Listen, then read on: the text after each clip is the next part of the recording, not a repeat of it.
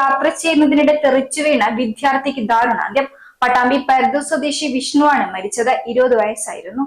ചൊവ്വാഴ്ച രാത്രി 7:15 സംഭവം. പട്ടാമ്പി ഗവൺമെന്റ് സംസ്കൃത കോളേജിൽ 1ാം വർഷ BA മലയാളം വിദ്യാർത്ഥിയാണ്. പട്ടാമ്പി പരുദൂർ മലയാറ്റിൽ തൊടി വീട്ടിൽ സുബ്രഹ്മണ്യന്റെ മകൻ വിഷ്ണുവാണ് മരിച്ചത്. തൃശൂർ ഭാഗത്തേക്ക് വരികയായിരുന്ന ആലപ്പുഴ കണ്ണൂർ എക്സിക്യൂട്ടീവ് ട്രെയിനിൽ യാത്ര ചെയ്യുകയായിരുന്നു വിഷ്ണു. തൃശൂർ റെയിൽവേ സ്റ്റേഷന് 1/2 കിലോമീറ്റർ മുൻപായി മിഠായി ഗേറ്റിനടുത്ത് വെച്ചായിരുന്നു അപകടം. തെറിച്ചു വീണയുടൻ ട്രെയിൻ നിർത്തി. തൃശൂർ റെയിൽവേ സ്റ്റേഷനിൽ ഡ്യൂട്ടിയിലുണ്ടായിരുന്ന പോലീസുകാർ വിഷ്ണുവിനെ തൃശൂർ ജനറൽ ആശുപത്രിയിൽ എത്തിച്ചെങ്കിലും ജീവൻ രക്ഷിക്കാനായില്ല.